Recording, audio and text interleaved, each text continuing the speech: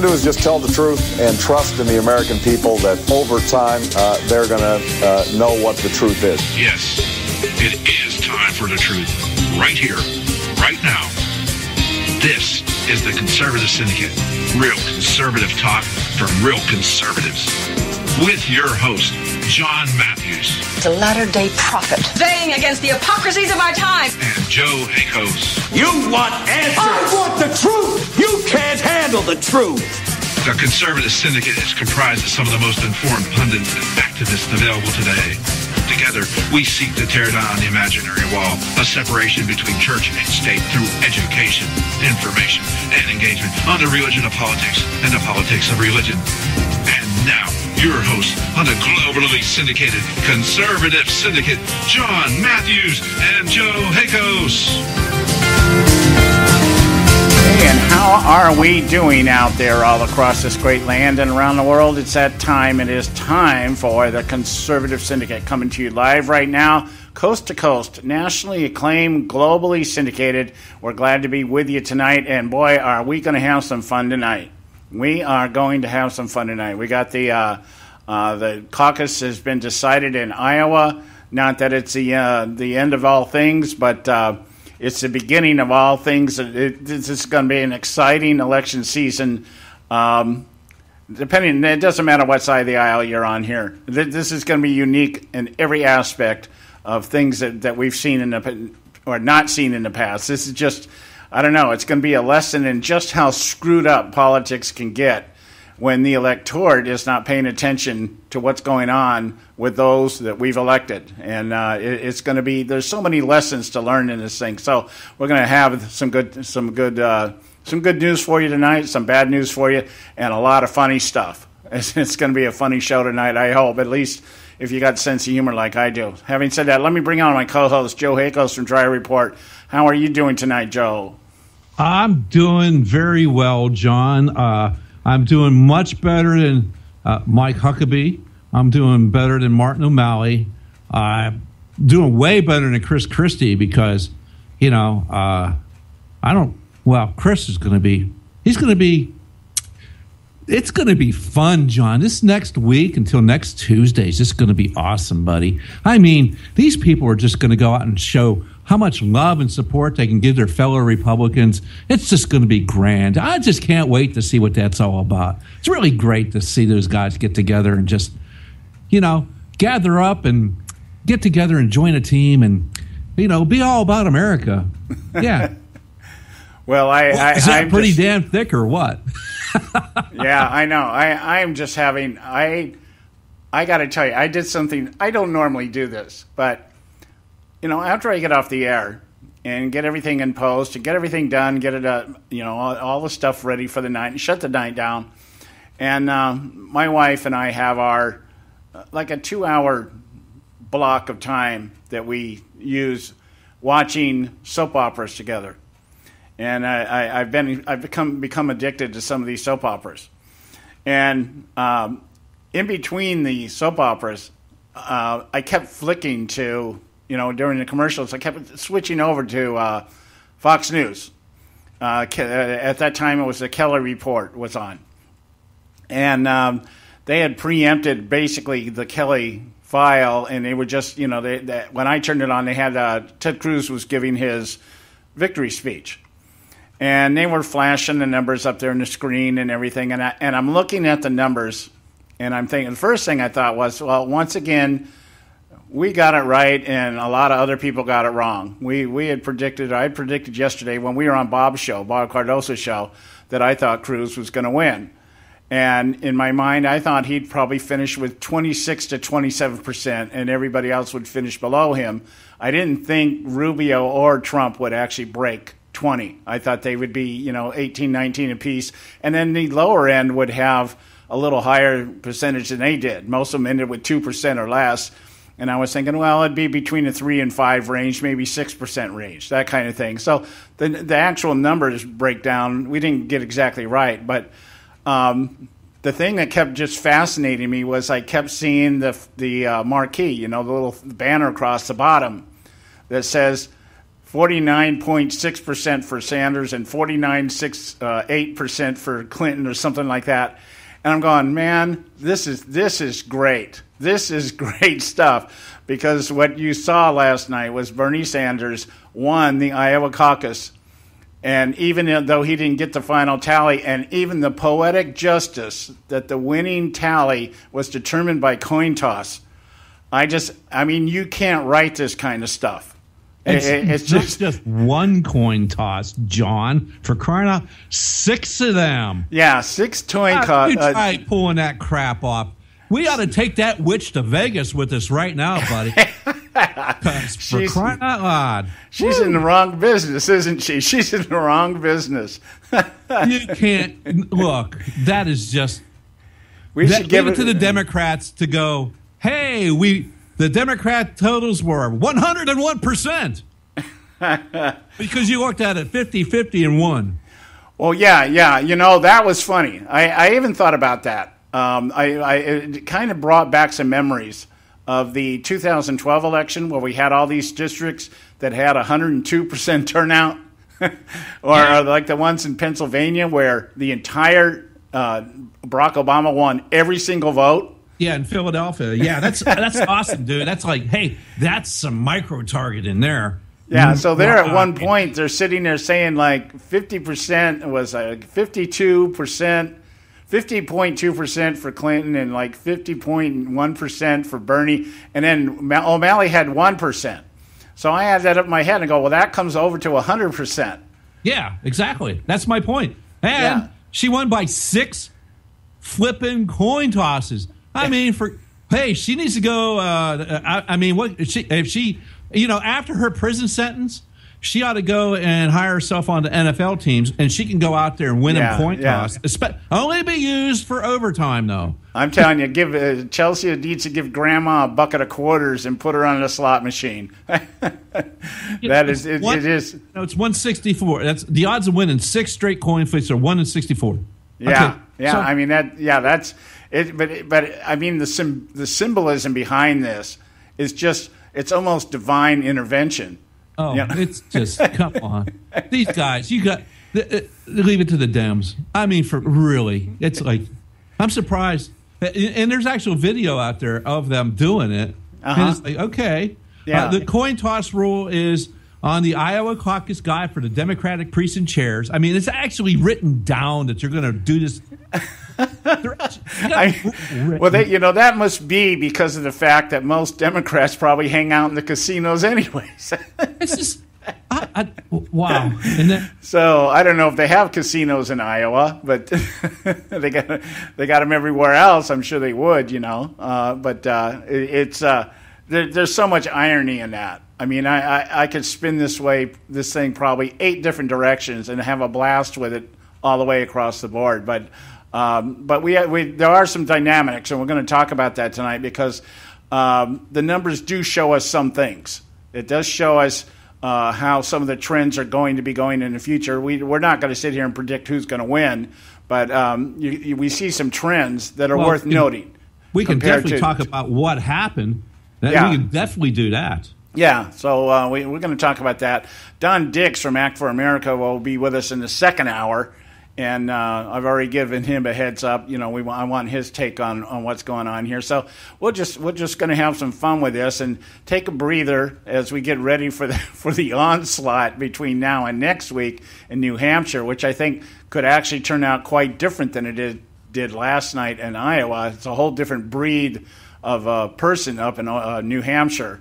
So we'll talk about that. But right now it's time for our first commercial break. We're going to take a short break here, pay some bills, and then we'll be back. Stay with us right here at the Conservative Syndicate. Don't go away. You can catch all our archives at theconservativesyndicate.net. The Conservative Syndicate. Real conservative talk from real conservatives. When our water heater broke down last month, it was a nightmare. It took 5 hours for the plumber to show up, and he charged us a couple of $100 just to come out. Then it cost another $1,800 to put in the new water heater. By the time it was all said and done, I felt like I'd been taken. But what else could I do? The smartest thing you can do is get a home warranty from American Residential Warranty. Their home warranties pay to repair or replace all your major appliances when they break, and they will break, and at the worst possible time. Call American Residential Warranty right now for free information on home warranties starting at just pennies a day. Don't wait for your refrigerator to stop running or your ceiling fans to stop turning. Call American Residential Warranty right now. Ask how you can save up to 50% on washer and dryer coverage. Just call 1-800-790-5960. That's 1-800-790-5960. Again, 1-800-790-5960. Call now. Prices are for base buildings only. May not be available in some areas. Attention business owners, do you want a stimulus package that really works? Before you spend thousands of dollars more than you should on your next building project, listen to this. General Steel has a stimulus package designed to help you save as much as half the cost of conventional construction on your next building. As much as half. That's right. General Steel can save you thousands of dollars with a pre-engineered steel building designed for your business or church. How about a 50 by 100 foot building for under $30,000? So don't pay thousands more than you should without calling General Steel first and save as much as half the cost and time of conventional construction. With the projected demand for steel in Japan and China, prices may be skyrocketing. 877-927-3360. 877-927-3360. 877-927-3360. At a time offer, 24-month commitment and credit qualification require cancellation fee, auto pay, and paperless billing, and other restrictions apply. If you can't see the difference, why pay the difference? Switch to Dish for the best deal in entertainment. Only Dish brings you the best in entertainment for less than $20 a month. Cut the cable and don't get directed. Switch to Dish because at just $19.99, Dish saves you every time you turn on the TV. It's so simple. The same channels cost less with Dish. So since you can't see the difference, don't pay the difference. Switch to Dish for the best deal in entertainment. Get premium movie channels free for 3 months, starting at just $19.99. Dish saves you every time you turn on the TV. Call now to save with Dish. Dial 1-800-600-1645. That's 1-800-600-1645. The same channels for less than $20 a month. Dish. Call 1-800-600-1645 for details. Folks, if you're like me, you don't place a whole lot of trust in today's media for the real truth and facts regarding the volatile world of finance and politics. When I want the real scoop on money, I go to the most trusted source I know, my good friend and colleague, Bob Cardoso. Bob is a noted expert with a PhD in international finance who airs his nationally known, globally syndicated show, Robert Cardoso Live, daily, Monday through Friday from 4 to 6 p.m. Pacific Time. With Bob, you'll get the right information at the right time from someone who knows his business and can help you make the right decision concerning yours. Again, Bob airs daily, Monday through Friday from 4 to 6 p.m. Pacific Time. Visit his website at robertcardosolive.com for information regarding stations and topics. That's robertcardosolive.com. Check Bob out. You'll be glad you did.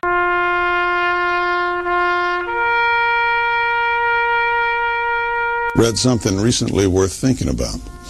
It's the soldier, not the campus organizer, who's given us freedom to demonstrate. It's the soldier, not the reporter, who's given us freedom of the press. It's the soldier, not the poet, who's given us freedom of speech.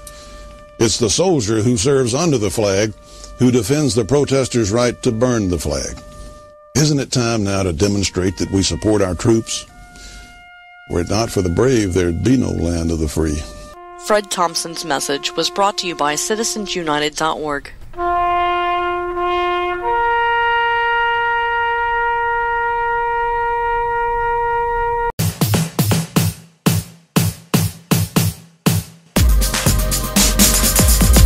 Welcome back. You're listening to the Conservative Syndicate, real conservative talk from real conservatives. We're glad to have you with us tonight, day after the Iowa caucus, and it was not without its surprises in a lot of respects. But one thing we can say right off the top, that once again, all the experts blew it. They didn't have, in some ways, this thing didn't even come close to what so many of them on both sides of the aisle were predicting out there. Everybody thought this was going to be a pretty good showing for Donald Trump, and everybody else was going to kind of fall in line after that. And I think that's probably what a lot of people are thinking about in New Hampshire. I don't want to get into that at the moment because that's down the line here, but I think New Hampshire is going to be a little different animal just because of the demographic makeup of that state. A lot more liberal than in Iowa. And, I think New Hampshire, isn't that where that Howard Dean lives at, or isn't he? No, that was Vermont. Vermont. Okay.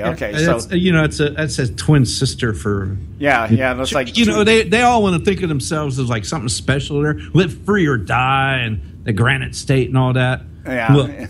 Look, they're more in line with Cuba than anything else. Yeah. Okay, they would rather they could be Cuba if they actually got warm there more than 10 seconds a summer. So. Yeah, I did say that about New Hampshire. So, so I'm being provocative once again. Like Bernie Sanders. Let's get to Bernie. Bernie Sanders is calling for an investigation into the coin flips that gave Hillary Clinton those 6 delegates, which, pretty much decided that particular race, according to, at least CNN or the AP anyway. Because I don't know if any of the other networks or anybody else has called it. You know what? What's kind of I found one of the ironies I found in this. There was a former congressman, I believe from Iowa. It may have been from another state. Dingell, I think his name was, and he was making this big deal, or he was. They called it trolling. He was trolling Ted Cruz last night after the election. I want to congratulate Ted Cruz on winning a caucus in the state that has never determined the nominee. For the president, the election, and I thought, that's a sharp line. That's something I would come up with, if I was going to be cynical or sarcastic. Well, that's what Trump's doing.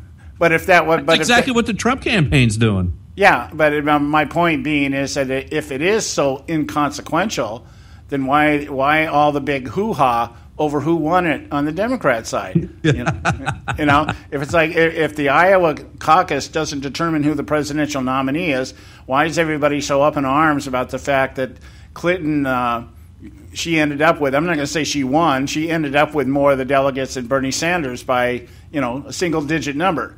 So it's like, okay, so what? So move on. The upside of this, though, because I'm so looking forward to the upset here. My gut tells me Sanders is going to pull this off. I just think he's going to do it. And he's going to New Hampshire, like you said, the twin sister Vermont, the state that he's from. And I think he could win by 10 points or more in New Hampshire. I don't have any. I think that's an easy bet there that Sanders is going to be. Here, let me read something about what Sanders said about last night's results. This is kind of interesting.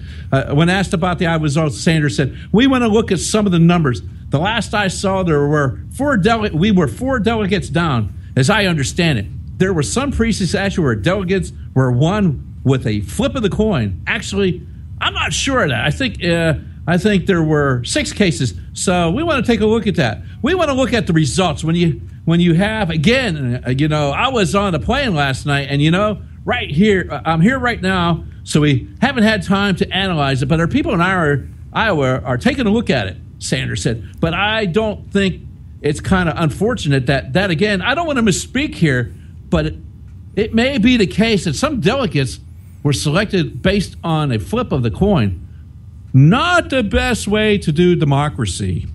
End quote. But that really is pure democracy, if you really think about it. If we were going to go completely democratic, which is ruled by the mob, tossing a coin makes perfect sense. Yeah. Hey, Bernie, you die by the sword, you live by the sword. Well, Guess where you've been, Bernie? Yeah. You've been Clinton. You've been Clinton's, Bernie. One of the aspects of the spin being played on this, the idea that, this was decided by coin costs in, I believe, 5 or 6 of the precincts out there, depending on whose article you read on it. I looked at several this morning, and one said 5, one said 6. They can't even get that right. But here's the thing. One of the first things I heard last night, I got up about 11 o'clock and just came in and checked my computer. I just wanted to see what was being touted on the headlines. because the headlines tell you how they're going to spin it the next day. So anyway, the big thing is that they had a video. Somebody had a video of people in one of the precincts being led by a Clinton supporter, somebody that had been assigned there by the Clinton campaign, claiming that they never even counted the number of delegates that voted, that they couldn't do it. And the reason they couldn't do it was because a lot of the people that showed up at the caucuses for the Democrats were registering to vote when they showed up. Okay, so you got to, I don't know if that fits into the, the undead Democrats, but people were registering when they showed up, which means, contrary to like in the Republican side, the people were registered before they went there. These people were showing up and registering, and the precincts did not have staff to determine or to be able to handle the load. And then these other precincts, they were saying, didn't have staff there to actually tally the results. And that's why it ended up in a coin toss. Boy, that came out backwards. A coin toss, because they didn't have anybody there to count the ballots. They didn't have anybody there to register the people showing up. So that tells me that somebody on the Democrat side didn't think it was worth showing up to work. Or if they'd already just predetermined it's not going to make any difference because Hillary's going to win by such a landslide. Who cares if 60 participants didn't show up? And that's the number they were floating out there. They had, I think in this one district, Ames, they said they had 60 of the participants that were supposed to show up didn't show up. 484 registered and showed up. No, it says 484 attendees were initially recorded showing up, and then 60 of them disappeared somewhere. And because of that led to all this miscounting and not counting, and that is why they determined to go with the coin toss. Boy, I keep getting that dyslexic. So think about this just for a moment. What does this say about the organization of Democrats? Are the people running the show as dumb as the people showing up to vote? And the people can't count, or they don't have people that can fill out the right paperwork? They don't have people that can direct people to the right table? I don't know how that works, but the whole point being is that it sounds like the Democrats were so sure that Hillary was just going to walk away with this thing that they minimized the support at these precincts in order to determine who was going to actually win. And when Sanders people showed up in mass, nobody knew how to deal with it. They didn't have enough people, or they didn't know how to count, or they didn't count. But this one video I saw, they specifically showed the representative from the Clinton camp giving a number of delegates, and there was never a count taken. She just pulled the number out of her number of ballots, and they never counted them. Yeah, they never counted them, and apparently the reason they couldn't count them is because so many people showed up to register when they got there. So what it may be that maybe they didn't even register the people. Maybe it got to be so much they just said, okay, you guys, just let everybody in, and let's not worry about registering people as delegates. Well, it sounds like a border crisis. Yeah, sounds like a voter fraud crisis. Oh my goodness. That's amazing. You had people disappear. Democrats disappear in the Iowa Triangle. Oh my goodness. Yeah. That ethanol cesspool out there in the middle of the country somewhere that works like a giant drain. You're going to find them in the middle of a snowy field. They're going to look like scarecrows. And takes you into the black hole, and you come up on the other side in Vermont in the middle of a maple syrup orchard. And they're going to have flannel shirts on and straw coming out of their backs. So that's what I was catching initially last night, is that it wasn't so much that what it was a disorganization. I guess that's what I'm saying. They were disorganized. Well, I was watching the Republican side, and they were all, hey, they had their ballots or their little pieces of paper. They all turned them in, and then they had the precinct officials there, and they were all counting them up. and they were double counting them and then triple counting to make sure they had it all good, and then they were sending it off via the Microsoft app that they were all given. Right, and yeah.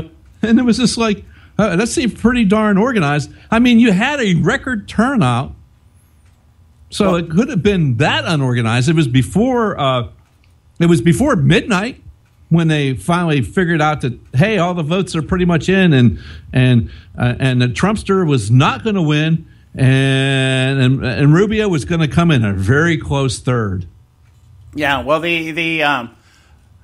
I'm still focusing here on the Democrat side just because of the comedy of it. They're just so sad, John. Yeah, they truly are. Let me. Let's see. I got a few minutes here. Let me read a couple paragraphs here from. This is an article from the Des Moines Register. I took their article because it's their local paper here. Okay, and it says they're giving they use the precinct in Ames as the example of what happened.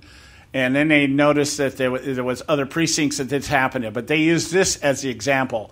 They said supporters of candidates Bernie Sanders and Hillary Clinton disputed the results. Both sides disputed after 60 caucus participants apparently disappeared from the proceedings.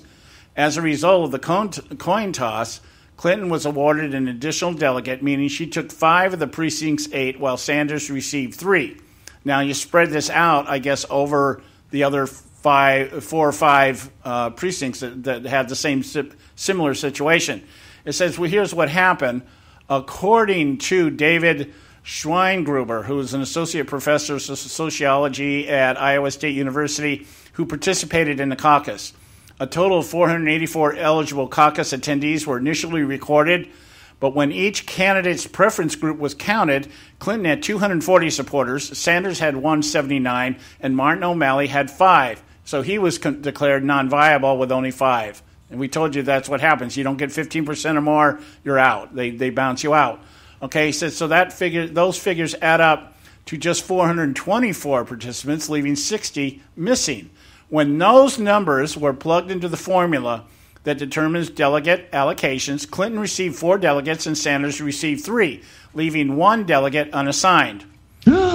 So unable to account for that numerical discrepancy, the orphan delegate, they took it to party officials who recommended they settle it with a coin toss.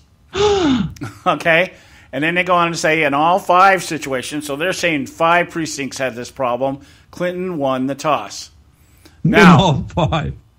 Okay, so now when you look at this, now Bernie Sanders is also one of these people who are out there saying, well, we mistrust the idea that Microsoft was sending the results because Microsoft is a big contributor to the Clinton campaign. So that's their basis.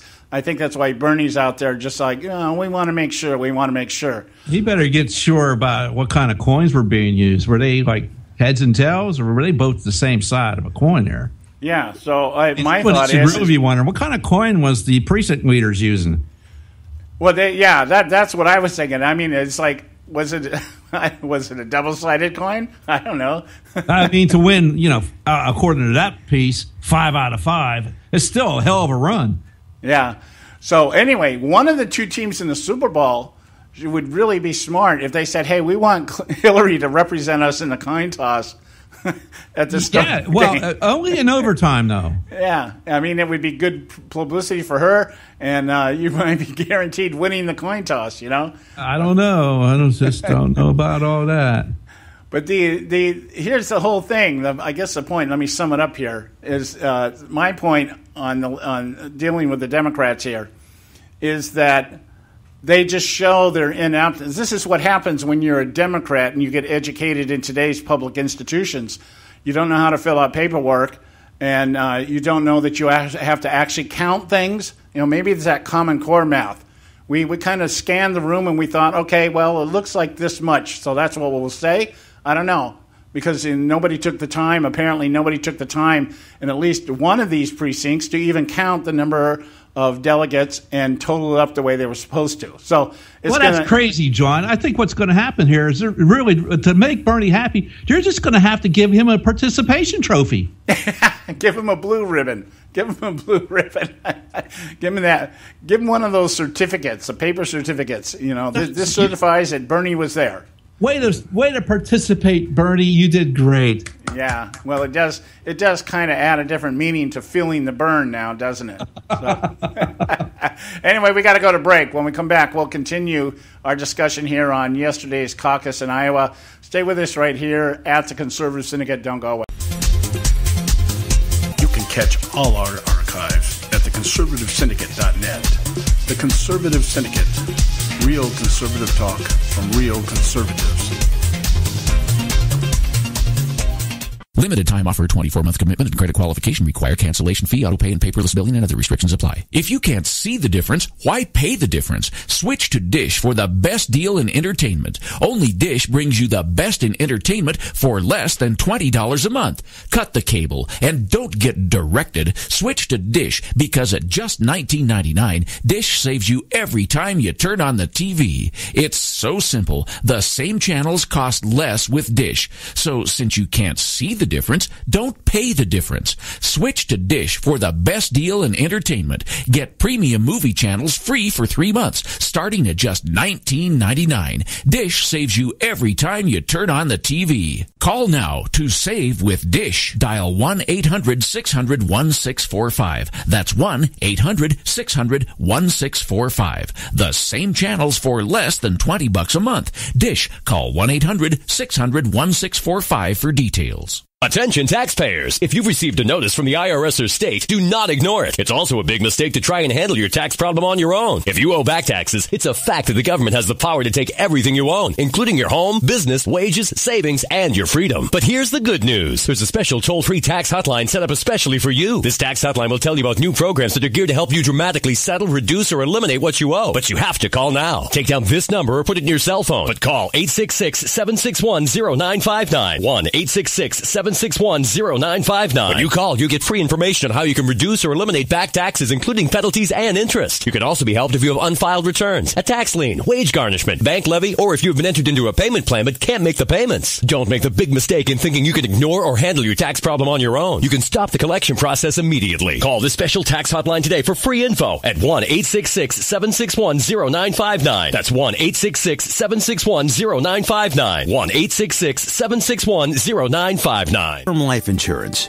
It can be a powerful way to protect your assets and your family. You work hard to earn and save your money to build a nest egg for the future. Don't let it get wiped out because you didn't plan ahead. Take the time now and make a small investment in $500,000 or more in quality term life insurance. Call the Term Lifeline and let us shop the best companies to give you the lowest rates. We specialize in policies of $500,000 and above. Ask about some of our 10 and 20-year fixed rate plans with guaranteed rates. Call the Term Lifeline right now for your free insurance quote. 800-870-3609. 800-870-3609. You owe it to yourself to protect your family and your assets. Make term life insurance part of that plan. Call the Term Lifeline right now. 800-870-3609. 800-870-3609. Hey folks, if you're like me, you don't place a whole lot of trust in today's media for the real truth and facts regarding the volatile world of finance and politics. When I want the real scoop on money, I go to the most trusted source I know, my good friend and colleague, Bob Cardosa. Bob is a noted expert with a PhD in international finance who airs his nationally known, globally syndicated show, Robert Cardosa Live, daily, Monday through Friday from 4 to 6 p.m. Pacific Time. With Bob, you'll get the right information at the right time from someone who knows his business and can help you make the right decision concerning yours. Again, Bob airs daily, Monday through Friday from 4 to 6 p.m. Pacific Time. Visit his website at robertcardosalive.com for information regarding stations and topics. That's robertcardosalive.com. Check Bob out. You'll be glad you did.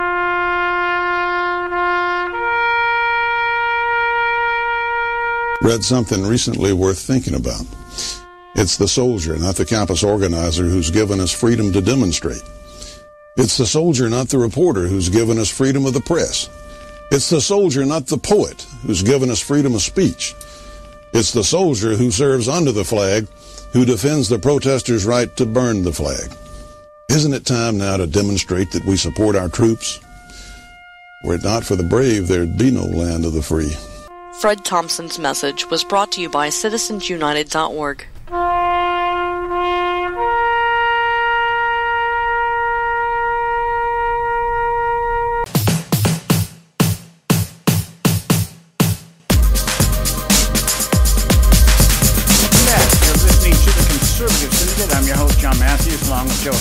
co-host, and I want to make one other comment here in line with this coin toss thing, the poetic justice of all this. I don't know how many of you bothered to watch or listen to Hillary Clinton's speech in Iowa after the caucus last night, but it was all of about 4 or 5 minutes long.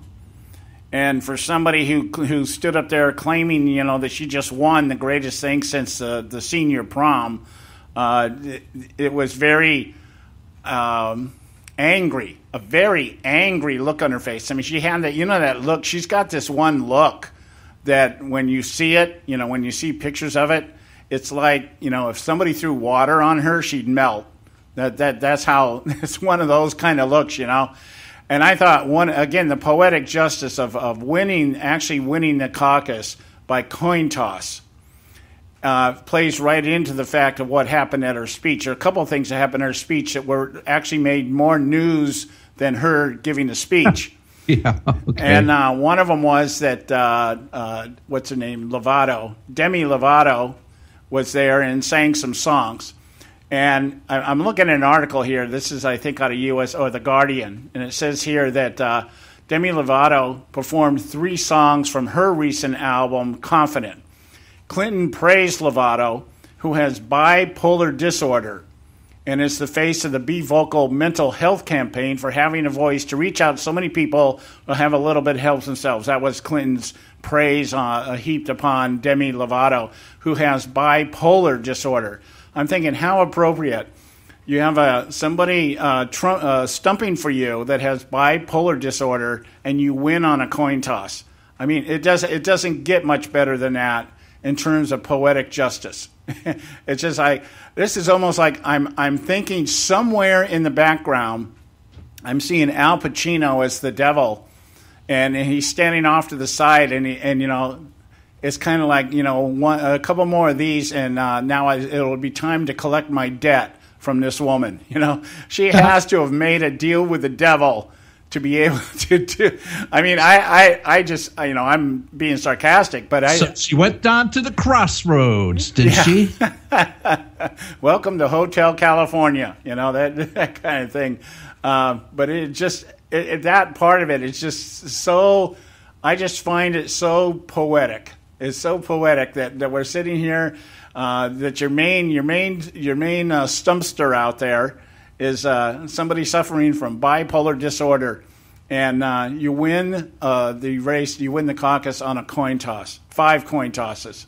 And it doesn't get any better than that. Let's just think about this for just a little bit, John. Let's just go back in the far distant memories of, hey, last summer, early fall, Hillary Clinton has a 30-point lead, if not more, if I recall. I mean, she is so far in front of Bernie Sanders in the polling that, heck, she's not even going to Iowa. She could care less if there are cows there, if they got ethanol, if they got barbecue. She don't care anything about Iowa.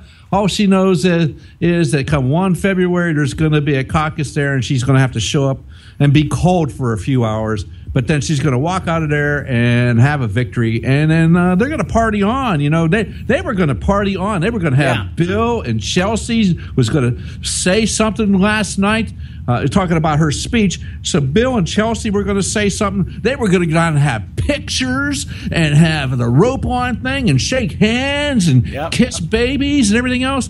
And she has to win it by 5 or 6 flips of coin? Yeah. Oh, my goodness. Yeah, how far have we fallen, Madam Secretary? Yeah, and when you look at the fact that just a week ago, she was over 10 points favored to win this thing by over 10 points. And that's why I think a lot of the precincts didn't staff up. They didn't really think they were going to need it. And this thing just blew up on so many levels. And she ended up walking off the stage, didn't do the rope line. They were interviewing some of the people that had waited hours there to see her. And they're like, and you could see them, the guy on Fox News, he's talking to people in the rope line or people that were standing around. And you see the other people in the background kind of looking at each other, go, what happened? In fact, I remember seeing one mouth the words, is it over? But on the other side of it, the funniest thing of the night and the big star of the speech was they call him Sticker Man, the Sticker Kid. Did you see this guy? Yeah, the sticker doofus. Yeah, what a doofus. Whatever. Well, it was pretty funny. It was pretty funny. This guy had taped some sticker things to his face, and he's in the background. You can see him trying to eat the stickers off of his own face. And so I read an interview. They actually interviewed him today, and he admitted that the reason he did what he did was to get popularity. Oh, no way, dude. Well, at least he was honest about it. Yeah, he was. I could care less about the idiot, but okay. Yeah, because but why was he there? Who was he there to support? He's not a Democrat. He said, I'm not a Democrat. Well, I who's just he came there to to see what support? was going on. And that was it. You know, they put a picture of him. He went to a Bernie Sanders He just woke rally. up on the street corner and said, "Whoa, what's going on? It's warm in there. I'll go inside." He was a student from Drake University. You know, maybe one of the recruits that got pulled into the Trump rally.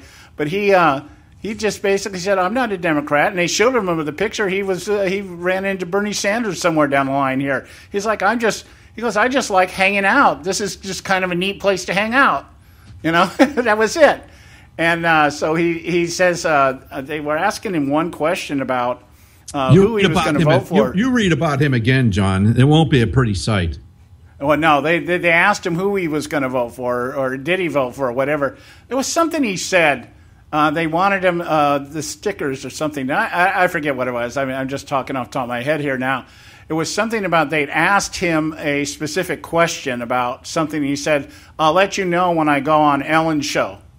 So he was like, this whole thing is just like, he was just doing it for kicks and giggles, you know? And but he ended up being the highlight of the show. I saw more links about the Sticker Kid on the news today than I did about Hillary Clinton's actual speech, because it wasn't really a speech. No, it was a rant. Yeah, it was a rant. She might as well just have rehashed that I'm sick and tired of that thing. Hold on now. Yeah, I can find that. Yeah, so I got a whole file of that, John. But anyway, let me just lay. We got sick and tired. I'm sick and tired. And she is sick and tired. Yeah, she is sick and tired.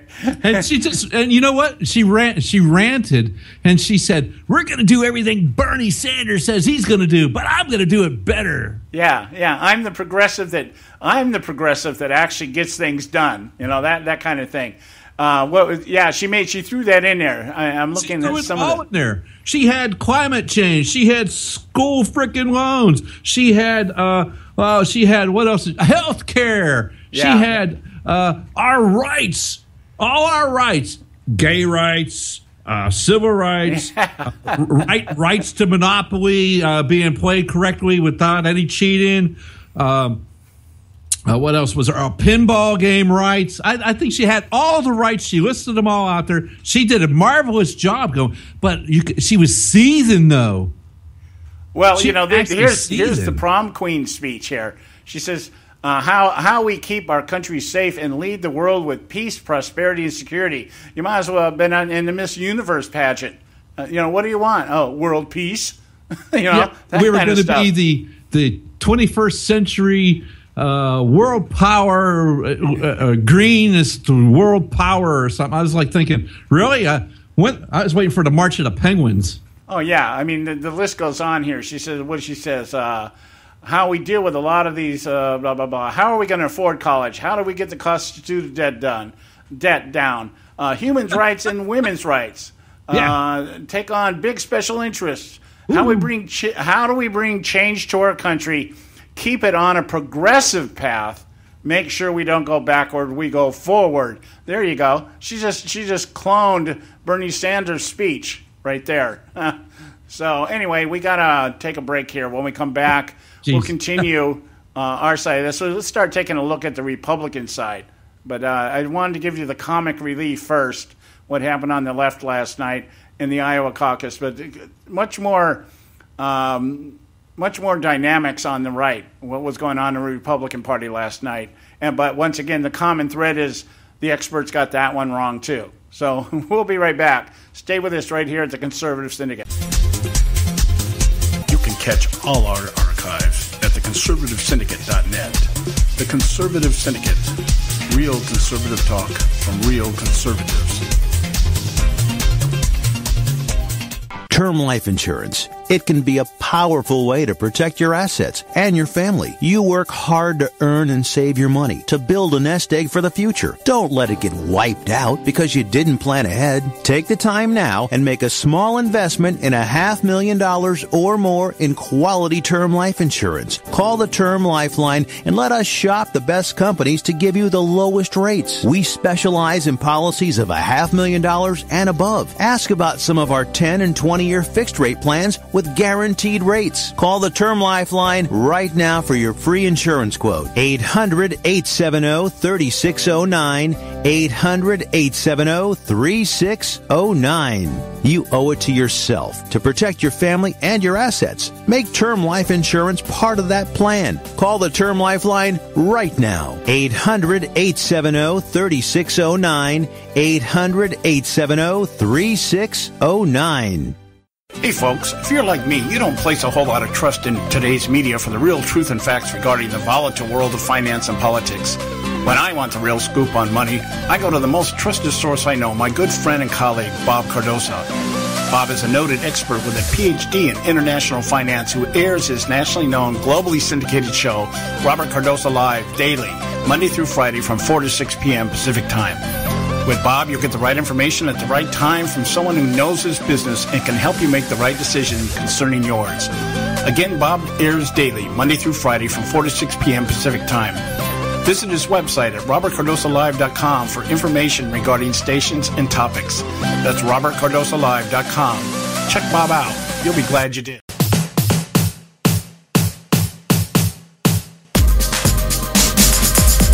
We're back, and you are listening to the Conservative Syndicate, real conservative talk from real conservatives. I want to remind you, you can take time someday, very shortly, like maybe today, check out our website, theconservativesyndicate.net. You can pick up the archive of this show or any of our shows, find out anything that you want to know about our panel and what our show is about, theconservativesyndicate.net. All right, getting back to this, do we have anything else we want to cover on the Democrat side on this thing, Joe? Let's just say that. Let's look at what was going on. The mainstream media is still downplaying Bernie Sanders on this because they said he didn't get out enough of the college kids. He whooped Hillary's butt on a bunch of these sites around the universities, these precincts around the universities. He brought out a lot of people. Truth be told, if they had another way of doing this besides tossing a coin in the air and see where it lands, you might be dealing with Bernie Sanders winning this, and his showing has put Hillary on notice that I have a feeling that Hillary's done. She put a fork in her. That's what I took out of this. Like I said, they can spin it any way they want. Hillary lost Iowa last night, and she's going to lose New Hampshire, and she's not going to be real popular down in South Carolina. I mean, by the time we get through February, she's going to be 0-4. Maybe Nevada. She might pick up Nevada. Okay, she might win out there because that's Harry Reid's turf. And if those idiots are dumb enough to elect Harry Reid as many times as they have, well, then they're probably dumb enough to pick up Hillary Clinton. But the two upcoming here up in New Hampshire and South Carolina, I don't think Hillary's going to do very well at all.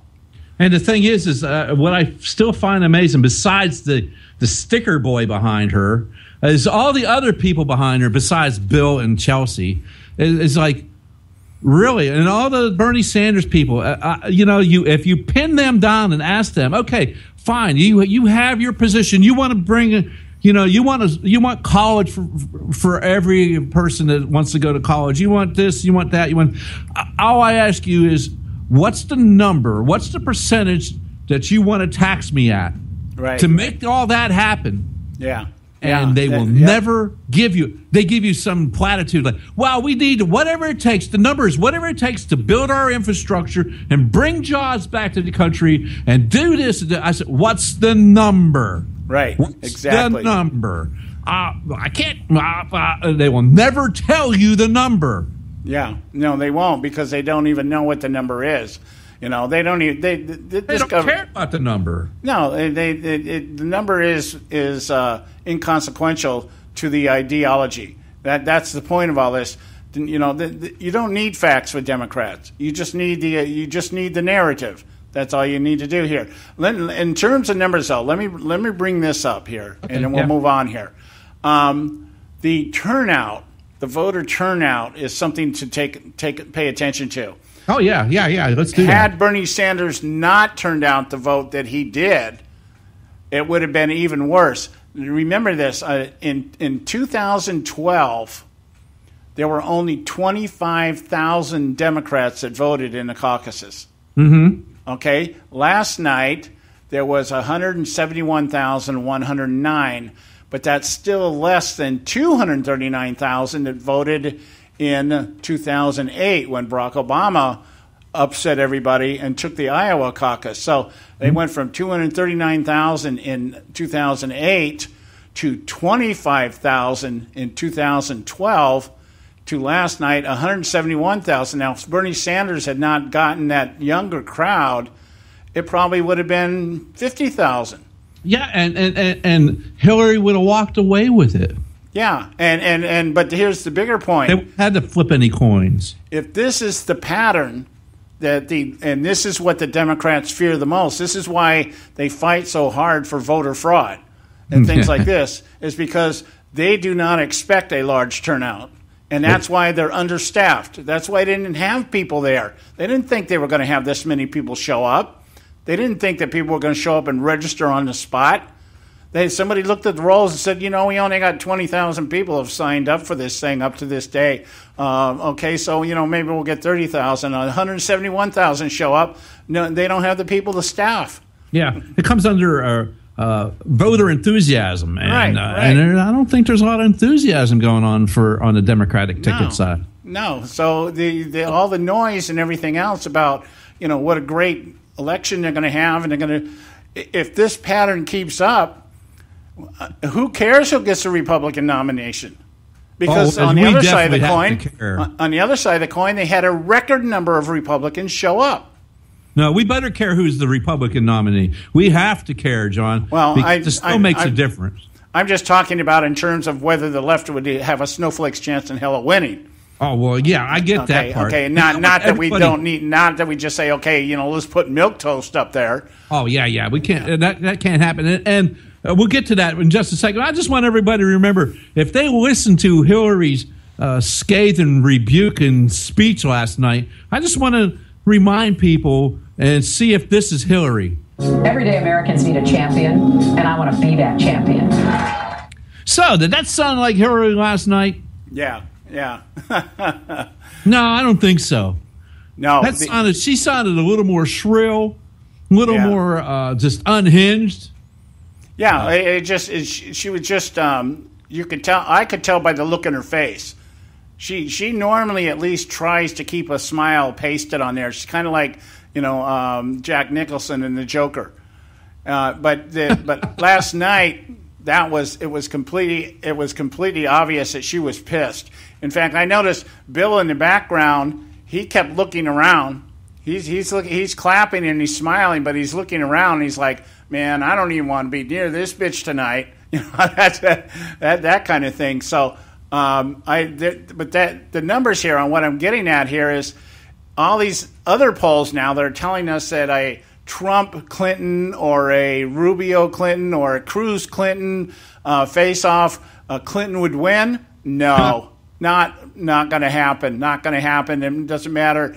She's not going. One, she's not going to get the nomination. Two, even if she did, she would not win in a general election because these numbers. If these numbers are the pattern, if this is what we see over the course of the next 3 or 4 caucuses, this is going to tell us that the Democrats have a voter turnout problem. Yes, they have an enthusiasm problem. Right. People just aren't excited to go out and get there. And if it's Hillary, well, you know that the young crowd's not going to be there. Yeah. So Hillary, as we said before, and Hillary's lined up all her surrogates. If you remember, she's lined up all her surrogates to be down in the side. She's trying to get out the black vote. Yeah, and it just points us more in the direction of the thing we keep repeating here.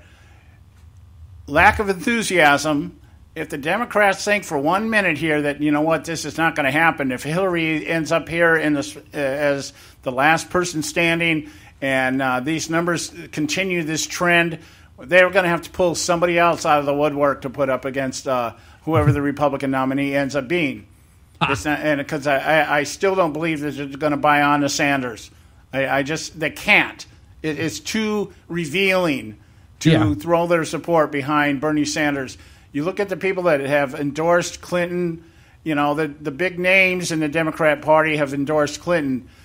Bernie gets the Hollywood crowd. He gets the celebrities, the rock stars, and stuff like that. And he got the college crowd, you know, that kind of thing. And with this breakdown just tells me that this 2016 election, it might be one of the biggest landslides that we ever see, regardless of who the Republican nominee is. No, not regardless. If they don't put a true conservative up there, that they want to go with the establishment candidate, yeah, the Republican might win, but it'll be close. They need to have somebody up there. They can't go with milquetoast anymore. It has to be a conservative. Yeah, I get you there. You cannot say it no matter what. No. Because it is that important. It's not just about this election. It's about the next 4 to 8 years and Supreme Court nominees. Yeah, you're right. You're right there. I'll concede that. I'm just saying, in terms of pure numbers, it does not look good for the Democrats if this is the continuing trend. Oh, my heart breaks. Yeah, so, who knows? Maybe God is really listening to us. Oh, he's listening, all right. That remains to be seen. You know what? We lost our commercial break here, but it's time to go to the Edwards Notebook right now, and we'll pay some bills. We'll come back. Don Dix from Act for America will be with us in the next hour, and we'll get more into the dynamics of the Republican side because there's some things. There's also calls for voter fraud coming from the Trump camp also. So I want to bring you up to speed on that. I'm not going to let that escape and just look the wayside, go by the wayside, because there's a bunch of crybabies on the other side too. You know, we're going to do some equal opportunity bashing today. So stay with us right here at the Conservative Syndicate. We'll be right back. One of the major roles of government is to protect us from enemies both foreign and domestic. But now we need protection from federal government decisions. Hello, I'm Ron Edwards. On today's page from the Edwards Notebook, the Obama administration has positioned itself as a detriment to U.S. sovereignty and the physical safety of we the people. On one hand, despite a preponderance of evidence to the contrary, Obama has blamed gun ownership as a reason why people ranging from Muslims, illegal immigrants, and street thugs seek to kill or rob unarmed sovereign citizens. The president and other gun grabbers also ignore the fact that very few crimes against humanity are committed by law-abiding gun owners. To add insult to injury, Mr. Obama is trying to close Gitmo and has been releasing Islamic terrorists, most of whom go right back to their murderous ways of blowing up people, beheading others, abusing women and animals, as if that's not enough. And the nice Muslim and the bad Muslim and the good Muslim and the middle Muslim and the high Muslim and the low Muslim and the Islam. I'm sick of it all! Obama's fixation on fundamentally changing America with legions of illegal immigrants crossing into our republic poses yet another clear and present danger to America. I'm Ron Edwards. Blowing away the myths and revealing the truth. You can continue to blow away the myths with Ron Edwards on Facebook, Twitter, and theronedwards.com. You can catch all our archives at theconservativesyndicate.net. The Conservative Syndicate. Real conservative talk from real conservatives. When our water heater broke down last month, it was a nightmare. It took 5 hours for the plumber to show up, and he charged us a couple of $100 just to come out. Then it cost another $1,800 to put in the new water heater. By the time it was all said and done, I felt like I'd been taken. But what else could I do? The smartest thing you can do is get a home warranty from American Residential Warranty. Their home warranties pay to repair or replace all your major appliances when they break, and they will break, and at the worst possible time. Call American Residential Warranty right now for free information on home warranties starting at just pennies a day. Don't wait for your refrigerator to stop running or your ceiling fans to stop turning. Call American Residential Warranty right now. Ask how you can save up to 50% on washer and dryer coverage. Just call 1-800-790-5960. That's 1-800-790-5960. Again, 1-800-790-5960. Call now. Prices are for base buildings only. May not be available in some areas. Attention business owners, do you want a stimulus package that really works? Before you spend thousands of dollars more than you should on your next building project, listen to this. General Steel has a stimulus package designed to help you save as much as half the cost of conventional construction on your next building. As much as half. That's right. General Steel can save you thousands of dollars with a pre-engineered steel building designed for your business or church. How about a 50 by 100 foot building for under $30,000? So don't pay thousands more than you should without calling General Steel first and save as much as half the cost and time of conventional construction. With the projected demand for steel in Japan and China, prices may be skyrocketing. 877-927-3360. 877-927-3360. 877-927-3360. Folks, if you're like me, you don't place a whole lot of trust in today's media for the real truth and facts regarding the volatile world of finance and politics. When I want the real scoop on money, I go to the most trusted source I know, my good friend and colleague, Bob Cardoso. Bob is a noted expert with a PhD in international finance who airs his nationally known, globally syndicated show, Robert Cardoso Live, daily, Monday through Friday from 4 to 6 p.m. Pacific Time.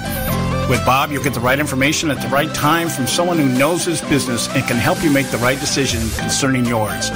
Again, Bob airs daily, Monday through Friday from 4 to 6 p.m. Pacific Time. Visit his website at robertcardosolive.com for information regarding stations and topics. That's robertcardosolive.com. Check Bob out. You'll be glad you did.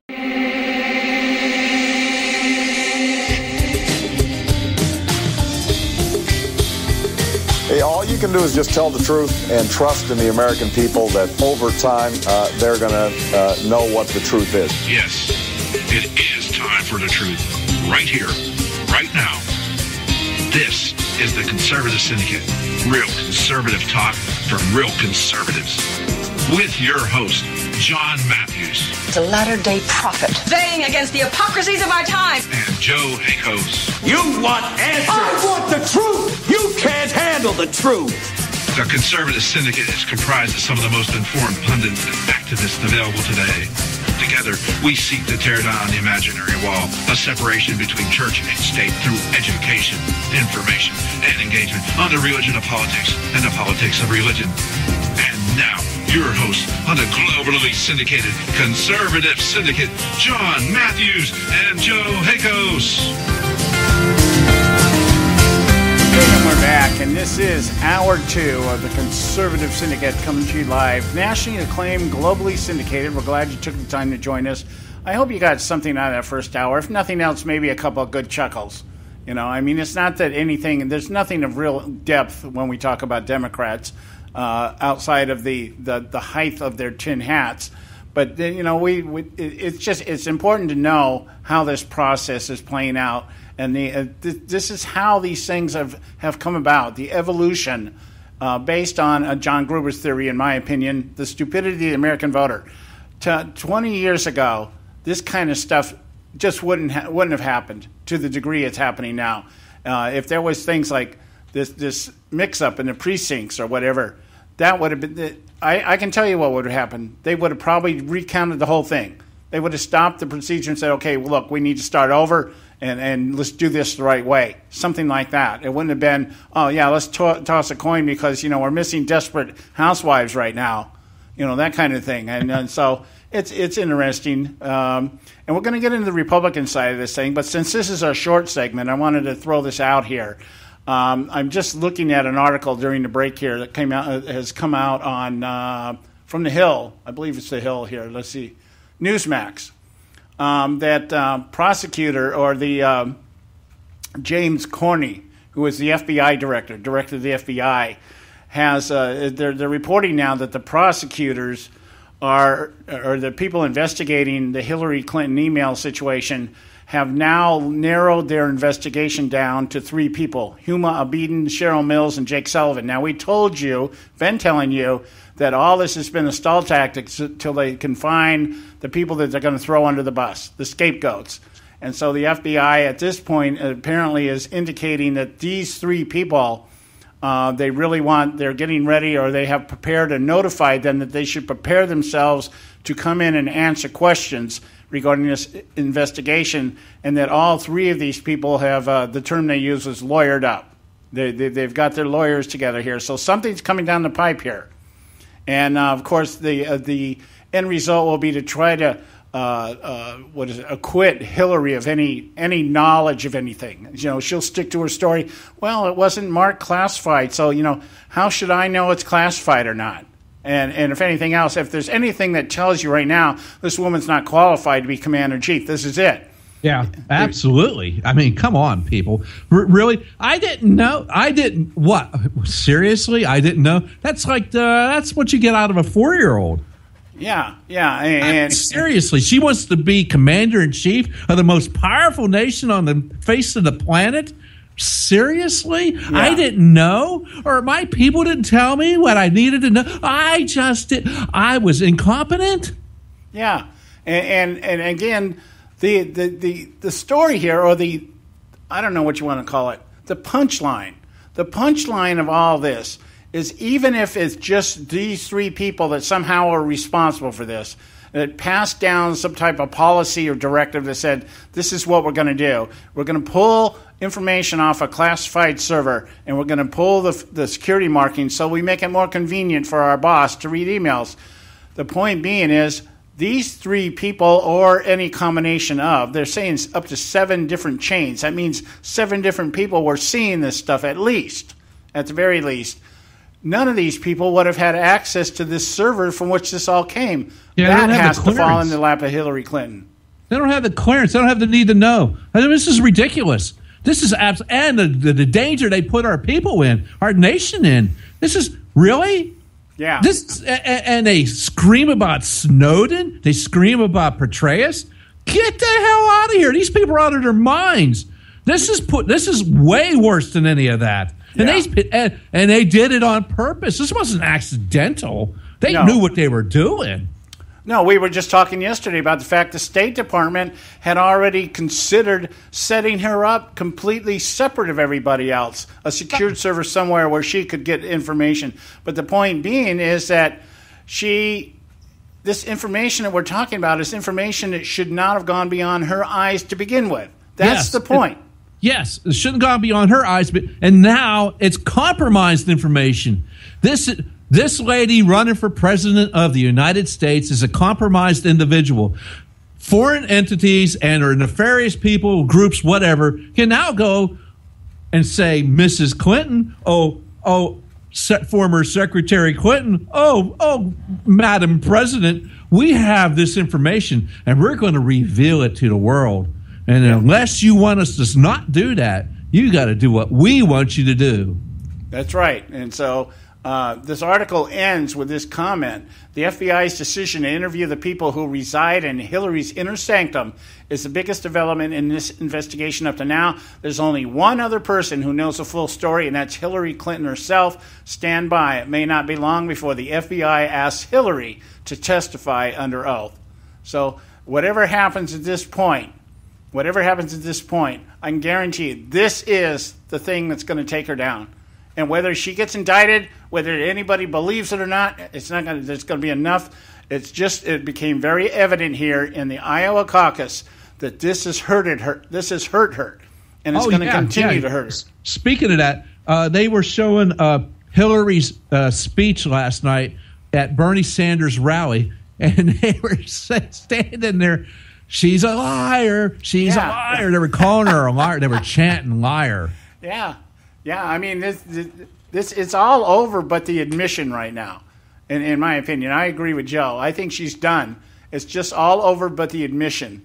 And the admission right now, when that comes, it's going to be somehow equated with, I didn't do anything wrong. It's everybody else's fault that I got my ass kicked. And that's how it's going to come down. Yeah. We're at our short segment here. We're going to take a break. When we come back, we'll have Don Dix from Act for America with us. Stay here with us. Stay with us here at the Conservative. Boy, I've got dyslexia today. Like what crazy. you doing tonight, John? We'll be back. Stay with us. You can catch all our archives at theconservativesyndicate.net. The Conservative Syndicate.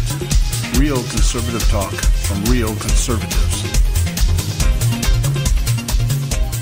Limited time offer, 24-month commitment and credit qualification require cancellation fee, auto pay, and paperless billing and other restrictions apply. If you can't see the difference, why pay the difference? Switch to Dish for the best deal in entertainment. Only Dish brings you the best in entertainment for less than $20 a month. Cut the cable and don't get directed. Switch to Dish because at just $19.99, Dish saves you every time you turn on the TV. It's so simple. The same channels cost less with Dish. So since you can't see the difference, don't pay the difference. Switch to Dish for the best deal in entertainment. Get premium movie channels free for 3 months, starting at just $19.99. Dish saves you every time you turn on the TV. Call now to save with Dish. Dial 1-800-600-1645. That's 1-800-600-1645. The same channels for less than $20 a month. Dish. Call 1-800-600-1645 for details. Attention taxpayers! If you've received a notice from the IRS or state, do not ignore it. It's also a big mistake to try and handle your tax problem on your own. If you owe back taxes, it's a fact that the government has the power to take everything you own, including your home, business, wages, savings, and your freedom. But here's the good news. There's a special toll-free tax hotline set up especially for you. This tax hotline will tell you about new programs that are geared to help you dramatically settle, reduce, or eliminate what you owe. But you have to call now. Take down this number or put it in your cell phone. But call 866-761-0959. 1-866-761-0959. When you call, you get free information on how you can reduce or eliminate back taxes, including penalties and interest. You can also be helped if you have unfiled returns, a tax lien, wage garnishment, bank levy, or if you have been entered into a payment plan but can't make the payments. Don't make the big mistake in thinking you can ignore or handle your tax problem on your own. You can stop the collection process immediately. Call this special tax hotline today for free info at 1-866-761-0959. That's 1-866-761-0959. 1-866-761-0959.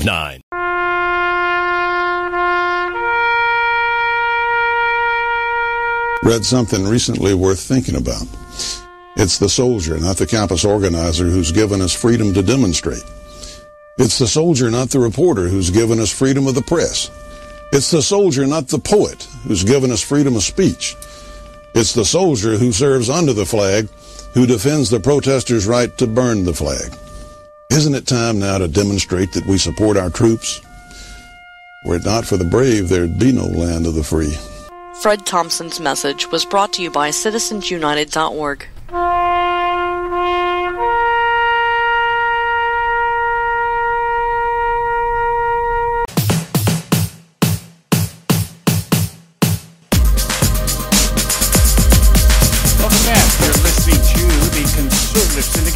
Conservative Talk from Real Conservatives. I'm your host, John Matthews, along with Joe Hakos from Dry Report. And just excuse my dyslexia today. I'm speaking in Bushisms all day today.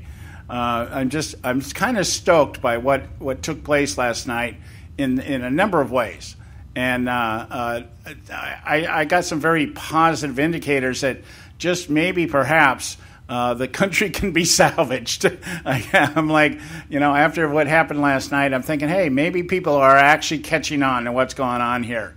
And we're going to be able to turn this thing around, at least stop the bleeding, for crying out loud, and take a moment to, get a deep breath, take a deep breath, and reassess what's going on, and maybe get it all headed back in the right direction. It's only Iowa, John. It's, come on now. I mean, I'm sorry? Iowa.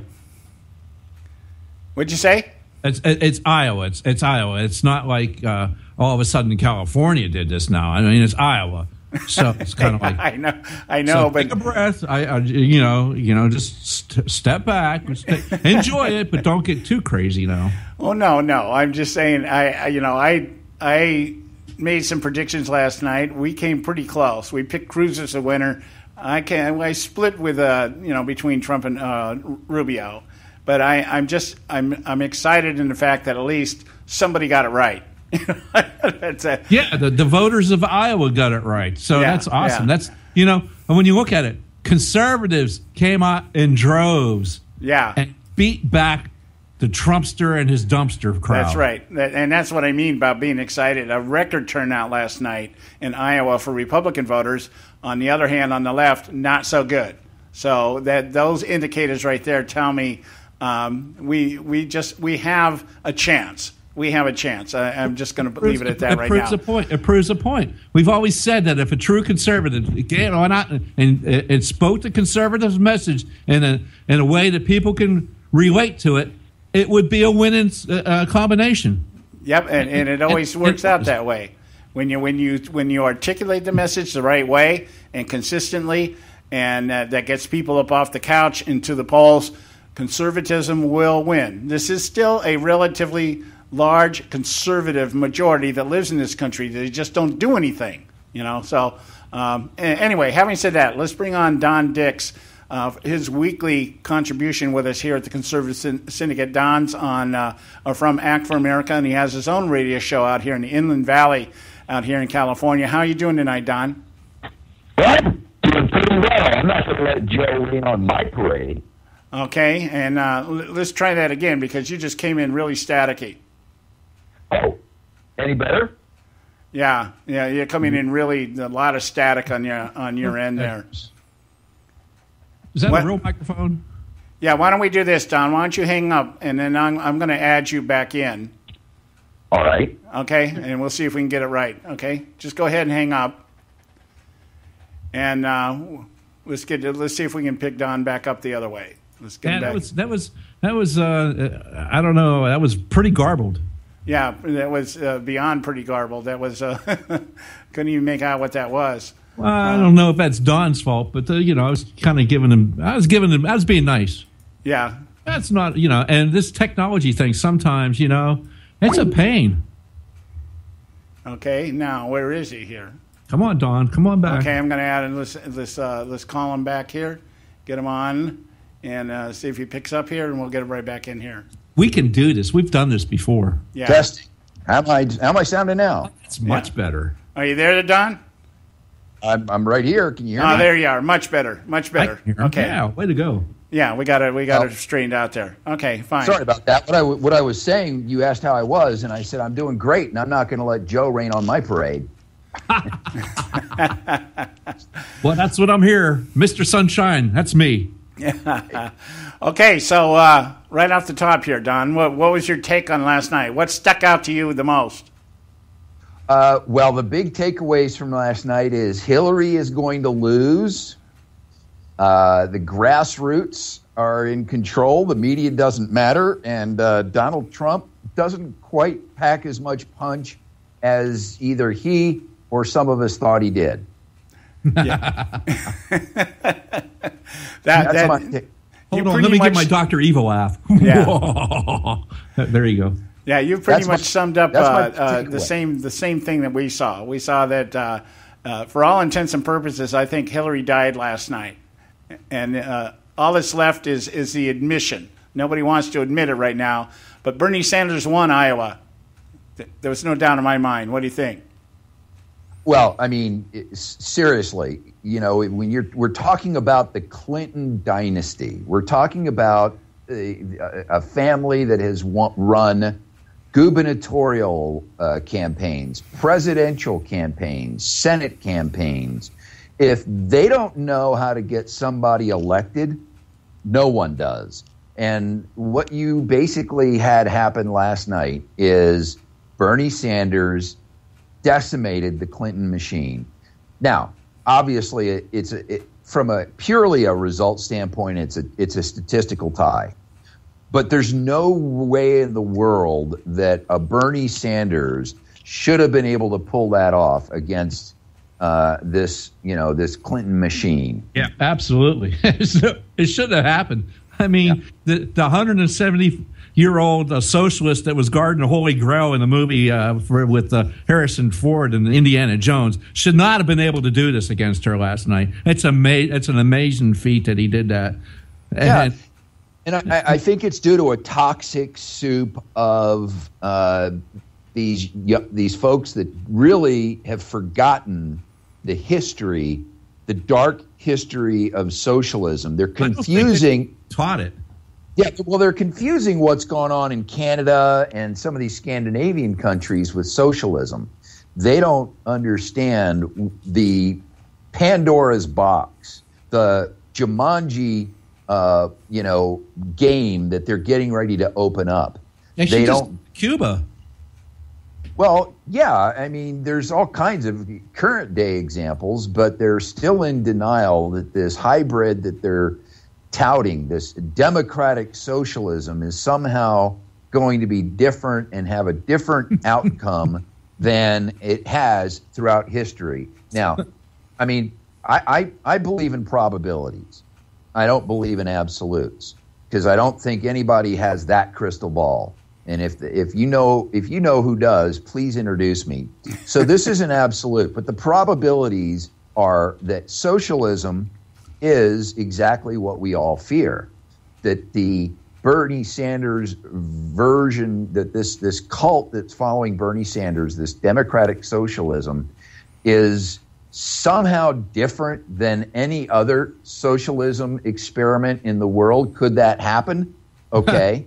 There's a very small statistical probability that could be true. But I'm going to go with the larger probability that the answer is no. So that's element A of the toxic soup. Element B of the toxic soup is that, of course, all the baggage that Hillary's got. Element C of the toxic soup is partially related to element A, except that it's essentially that if you look at any man on the street interview on a college campus, you're presented with all sorts of. The latest one that I saw, quite frankly, was done on Polytech, and it's a gal running around asking students who won the Civil War, and the 9 out of 10 answers are wrong. So it's very scary what's going on college campuses, and that's a significant draw for Bernie Sanders. All they know is Republican bad, conservative bad, Democrat good, and Bernie Sanders is their Donald Trump, if you will. Yeah, that's who Bernie Sanders is, and so they're angry with what they see going on their side of the establishment. So this is the Donald Trump of the left. That's what's going on, and I will be surprised if Hillary Clinton, even without an indictment or more bad news, even without that, I'm going to be surprised if Hillary Clinton gets the nomination. Oh, really? Yep. I think the damage is done. The machine is rolling. I mean, come on, 50 to 50%. She's split. If it was 45-55, I would probably recalibrate, what I'm saying. Mm-hmm. But to have that tie is a stunning defeat for the Democratic political establishment. Well, it's an amazing, you get 50-50 and one, so you got 101%. Yeah. Well, right. Yeah. But we are talking again. We're talking with the Democrats, so that's normal. They excel. They give more than 100%. Common core math. Well, we were talking earlier, Don, about this idea. You bring up a good point, and I don't think that's a stretch at all to come up with that conclusion. When we were talking about the numbers, the actual turnout. And compared to 2008, when they had almost 250,000 people show up in Iowa, compared to 2012, when they only had 25,000 people show up to vote for the Democrat nominee, this time 171,000. And a good deal of those, at least half of those people, had to be voting for Bernie Sanders. So if Hillary is banking on winning a nomination with numbers like that in the next couple of primaries in states where she's already floundering, I mean, New Hampshire should be a walk away for Bernie Sanders, and Clinton's going to have some real trouble down in the South. She's not well liked down there. So I think, by the time we get to Nevada, it should be Bernie Sanders 3, Hillary Clinton nothing, and Nevada will be a crapshoot. I don't know how that's going to turn out, but I do believe that if the trend here is low voter turnout for the Democrats, Hillary's out. She's gone. Well, and I think that's going to be the trend. There's definitely way more enthusiasm on the right for this election. I think a lot of people on the left are disillusioned. I think one of the things that happened last night is and I got into a little social media argument with somebody about this, because anecdotally, I'm just meeting a lot of Democrats that are like, what happened to our party? And so I think you're going to see a lot of Democrats over the course of this period rethinking who they're affiliated with. And I'm talking about your sort of moderate Democrat, because the more that you get video, and like the video that was taken of one of the Bernie Sanders rallies that was sponsored by MoveOn.org. I don't know if you guys know who Roger Simon is. He started PJ Media.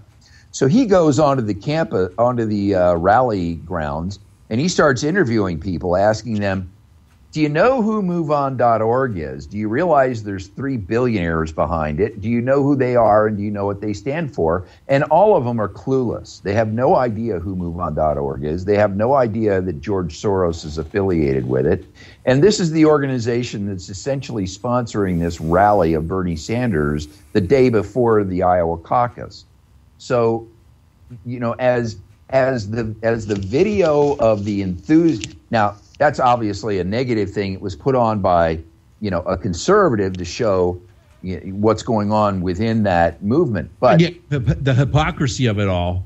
Right, but you're gonna have substantial video clips coming out that are put out by the campaign. They're going to show the tremendous energy that Bernie has. It's going to become sort of this self-fulfilling feedback loop of Bernie getting more excitement, Bernie getting more people, Bernie getting more. And so, that's going to grow over time. And so that's why I think that, as time goes on, especially, certain states, California, I haven't seen a single Clinton bumper sticker or banner, but yet I've seen students with big old Bernie Sanders, whatever you call it, signs over on freeway overpasses outside of the University of California, Riverside. Mm-hmm. So, when you've got that kind of energy, there's two things you need to win in politics, as far as I've learned: money and people. Bernie's got tons and tons of people. He even bragged last night. His average donation has been $25 or $7, and he's gotten 8 million of them. Mm-hmm. So 8 million, people have contributed to his campaign. So that's he's got people, and that's what Clinton is going to start lacking. And this self-fulfilling feedback loop is just going to grow, in my opinion, for Bernie Sanders. So there's, I think the real story that comes out of the Iowa caucus is that's the story. I thought Ted Cruz. I put my money on Ted Cruz last night because he had something that Donald Trump didn't have, and that was a ground game. Yeah. That was obvious. Yeah. Well, he didn't care enough to show up for debates. Why would he have a ground game? Yeah. We got to go to a break right now. When we come back, we're going to continue this, because I'm going to challenge one part of your narrative here, Don, and that is whether or not Bernie Sanders actually ends up being the nominee, or even if Hillary Clinton ends up being the nominee. I don't think either one of them are going to make it, and I'll tell you why and get your opinion on that when we get back. Right now it's time for Dryer Sheet, so stay with us right here at the Conservative Syndicate. We'll be right back. Hello, humans. Time to open the brain and remove all that static coin. It's time to insert a dryer sheet. 2016 is upon us, and America is in full-blown presidential election mode. And there is one thing that the media says is different this time around, that being Donald Trump. But is he really different? The billionaire real estate mogul from New York City, they say, is an outsider, not a politician. But is that really an apt description of the mouth that is roaring? I think not. While Donald Trump might not have been elected to public office, he certainly knows what it takes to be in public office. You don't just vote, you buy your public official, which he has stated quite proudly over and over at his overbooked campaign events. The mouth of New York City has gleefully told us of his exploits of being able to donate to political campaigns. He tells America that it's all part of doing business. Well, that may be, but it is who he has bought favors from that should be a point of contention with the base of the Republican Party, of which he is trying to garner the presidential nomination from during this primary election season. He has donated to such conservative Republican stalwarts like Hillary Clinton, Harry Reid in Nevada, Charlie Rangel of New York. And when that becomes too much effort, the Donald buys a committee such as the Democratic Senatorial Campaign Committee. Oh, wait, did I say conservative causes and candidates? Oh, I'm sorry, but my memory serves me correctly. None of these great people and causes are even close to being conservatives.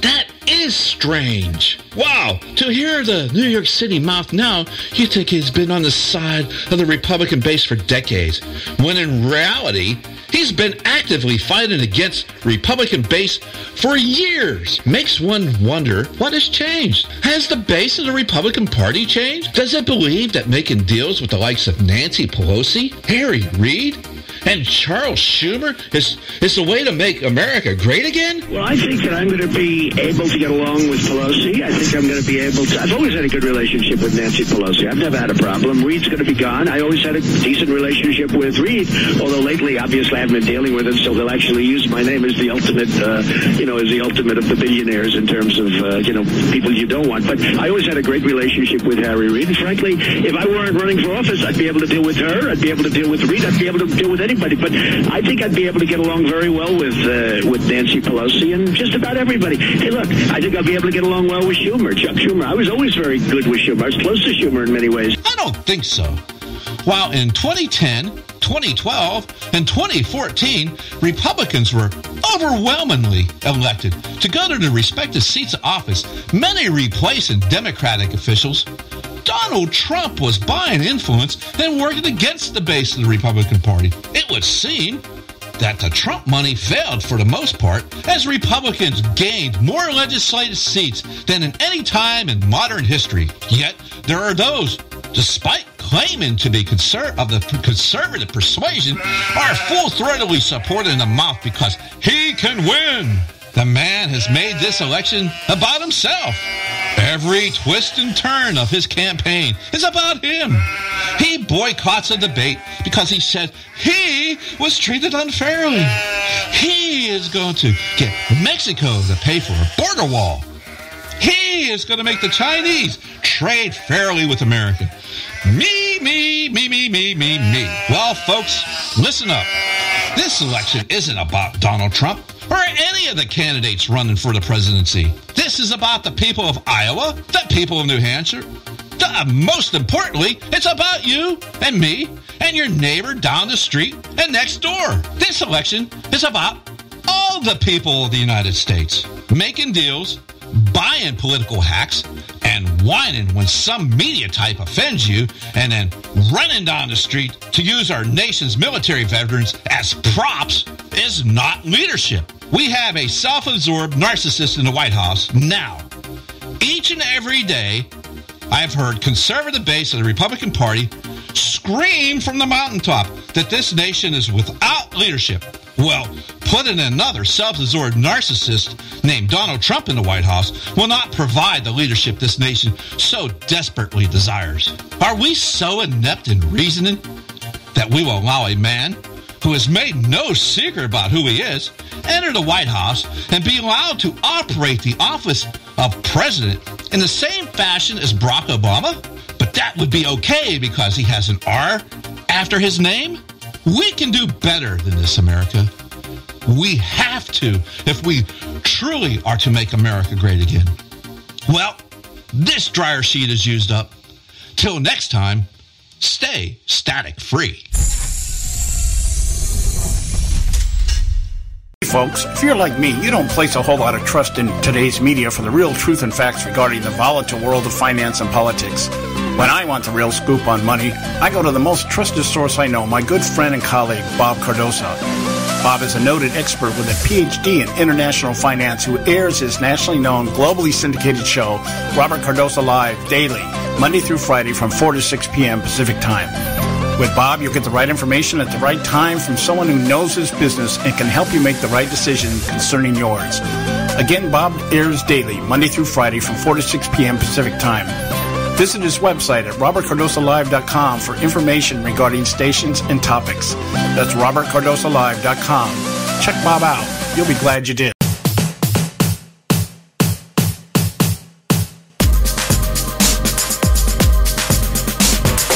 Hey, we're back.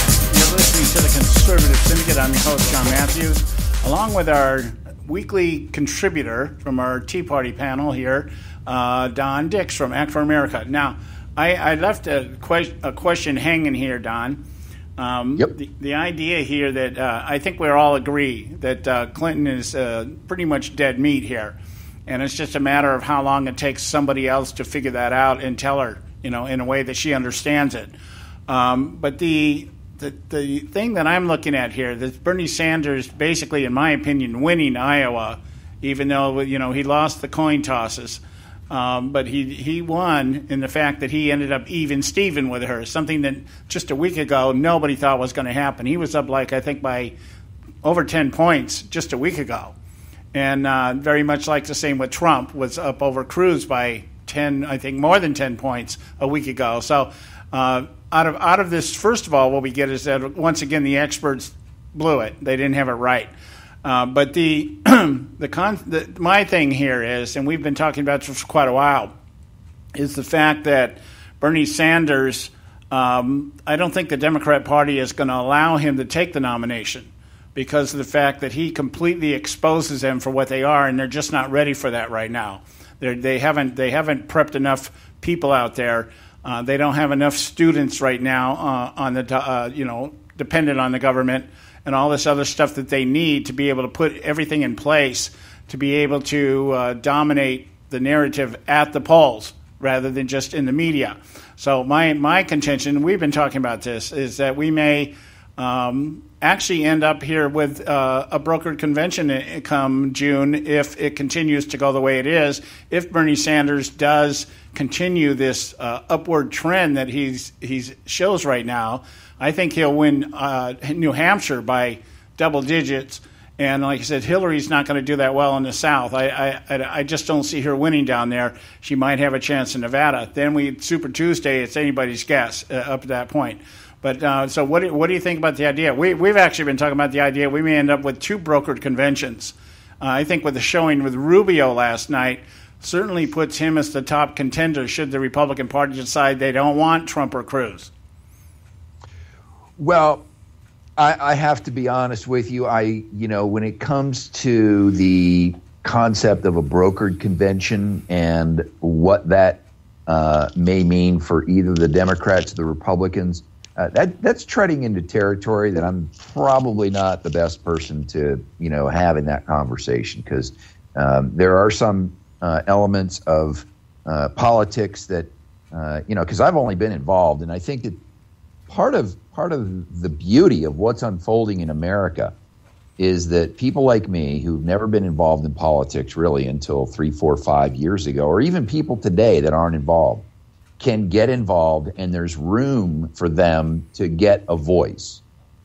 If you'd have told me 5 years ago that I would be having conversations like this on the phone about politics, that I'd have, be a voice on a radio show, a daily radio show, much less just a Saturday show, I'd have thought you were nuts. But I think that under the current environment, this is this is the beauty of what's going on, is that the grassroots now have a platform. We're no longer stymied by the media for a voice. We've got blog talk radio stations. You can set up your own journal. If you can write well, you can start submitting it to places like American Thinker and work your way up the ladder. So what we have now is a brave new world of politics that I'm waving to everybody at the stands, telling them, come on in, the water is great, because this is an environment, technologically speaking, that you can be heard from.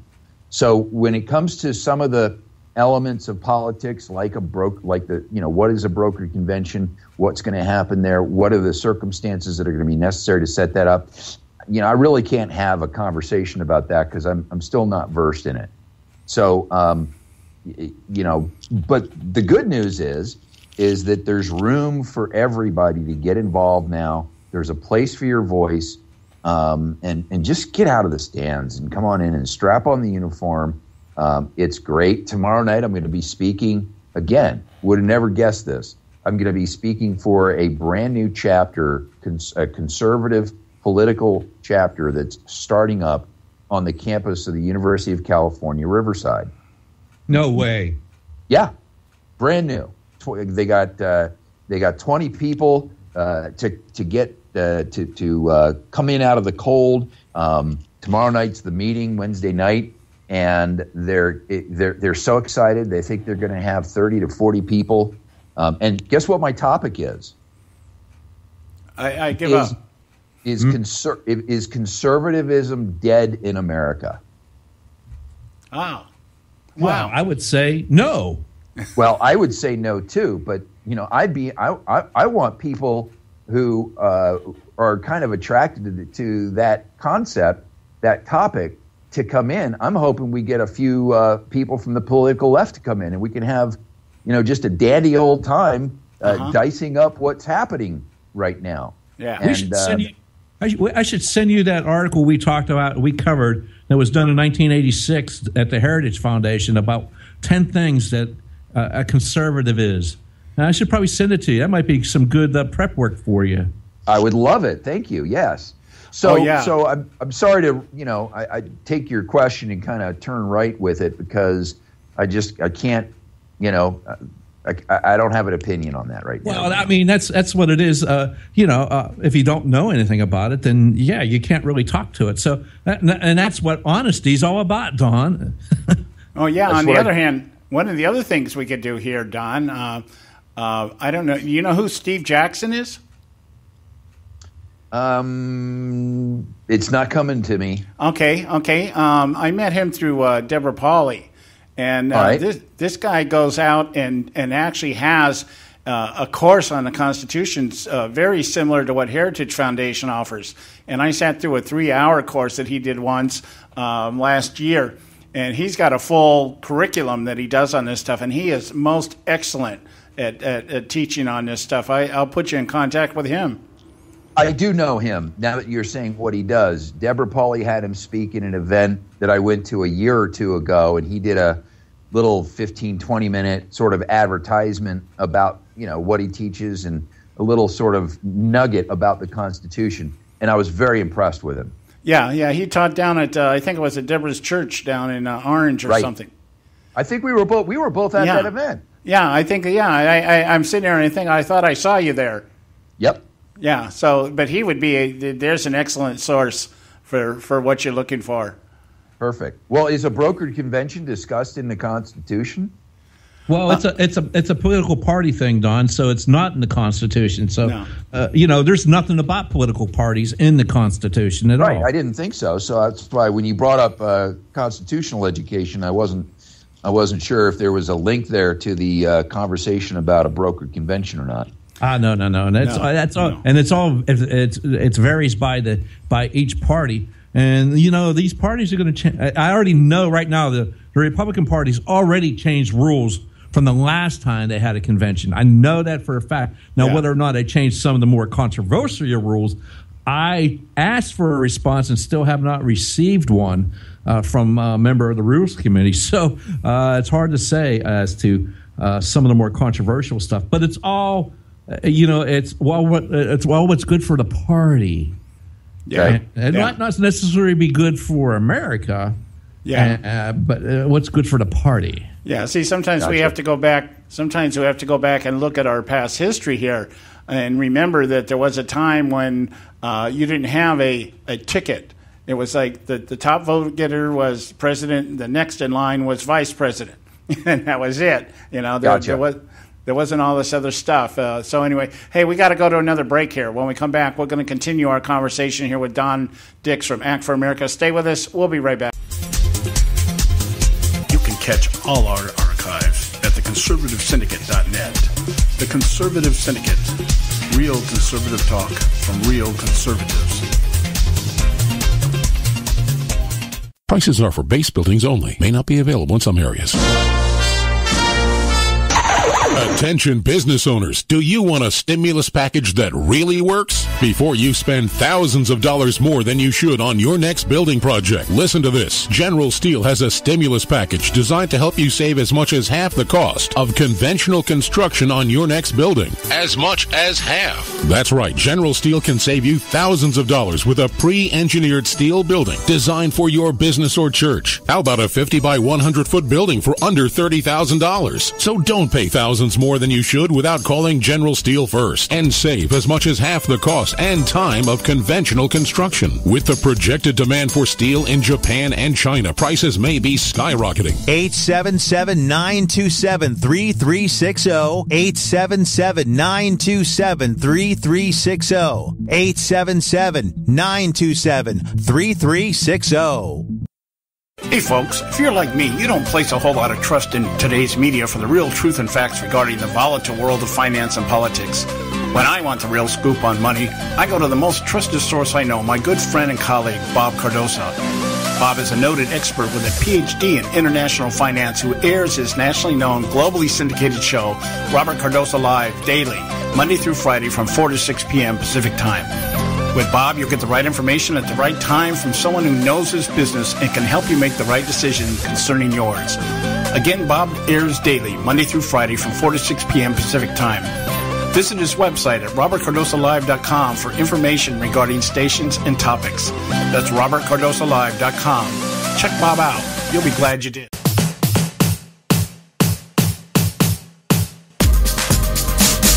Welcome back. You're listening to the Conservative Syndicate. I'm your host, John Matthews, along with my co-host, Joe Hakos. And we have with us Don Dix from Act for America. And I want to cover a couple of things here. Don, you said something earlier about Bernie Sanders being the left's Donald Trump. Okay. And I was looking at an article here that just was published just a few minutes ago from the Business Insider. And they make this reference. They're talking about the voter breakdown. And they said that, Trump performed best among voters with a high school education or lower. And those who represented, and that only represented 16% of the people that I guess showed up. I don't know how they determined that, but the point being is that he attracted basically the same type of crowd that would probably attract somebody like Bernie Sanders. And maybe it's just the rhetoric that he has that kind of attracts him. Because one of the things we're noticing with a lot of the Trump supporters is a lot of these people, although that we have a good number of conservatives that are drinking the Kool-Aid, he's also drug in the independent vote and the people that haven't been voting at all because they felt like nobody's representing them and everything. So he's got an aspect of the electorate that perhaps has contributed to the voter turnout. But one of the things I noticed here, as you were talking, I'm just kind of cruising the internet here, and the latest tweets by Donald Trump is very telling in some aspects also. This guy still hasn't gotten over his ego. He's claiming that him being in the race is the reason they had the record turnout. He says here that the media has not covered my long shot great finish in Iowa. Brought in record voters and got second highest vote total in history. He goes on to say, I didn't do well in Iowa because everybody told me I was going to lose, so I didn't spend enough money there. That sounds very political. These are political statements. Oh, everybody told me I went. He's out here telling everybody he's going to kick everybody's butt, but he's telling now it's the media's fault that he didn't win because the media was saying he wasn't going to do very well, and he didn't spend money because of that. So I'm wondering who paid for all these. Well, the other thing here, let me ask you this. I'm kind of rambling here, but I do get to a point here. Joe brought this up here, that what we see with Donald Trump, or what we saw on Trump in Iowa, was a lot different than what we saw with Trump when he was tooling around the rest of the country. He'd go out and get these venues where he has 10 to 30,000 people show up. But in Iowa, most of his venues were 1,000 people or less to make it look like he had more people there than he actually did. So I think it was very telling that I think he kind of knew in some regards that he wasn't going to win this thing, but he did make a good showing, at least a decent enough showing to justify keep going. So I just think, let me put it this way: how do you think he's going to fare in New Hampshire? That is part of the mystery for me of this next step in the primary, because on the one hand you had a structure in Iowa that made the polls virtually meaningless, and knowing that the ground game was the driving factor in determining victory in Iowa, I know a little bit about the inside of what's gone on with the Cruz campaign, and they had they're modeling their ground game after Barack Obama's 2008 ground game. Yep. So that's why, for me, it tilted in favor of Cruz. This is going to be more of a traditional sort of primary where voters, they go, they vote, they leave, versus they go into a room and they can be swayed one way or another. Mm-hmm. So to me, it's a little bit more of a, it's a little more difficult to sort of, I can guess, but but your estimate about about Donald Trump. I mean, there's another tweet he had. Iowa is meaningless. Keep pushing forward. Run the table in New Hampshire, South Carolina, Nevada, and Super Tuesday. America needs you. So, already he's turning his back on the country on the state that last night he said he loved. Now he's saying it's meaningless. I know he's talking. He loved it so much he would buy a farm there. Right. Yeah, maybe. But I think. Can you see Green Acres? Is that what you see here? When I heard that, it's immediately right. I was waiting for what's his name, the pig.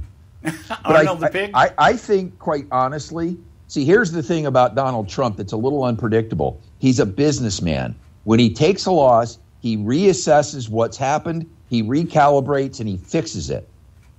And that's the unknown about whether Donald Trump has the inner workings in his campaign to be able to fix and address the superiority that Cruz showed, which is the ground game. Right. If he could tweak that, then he can give Ted Cruz a run for his money in New Hampshire, and then we'll see what happens.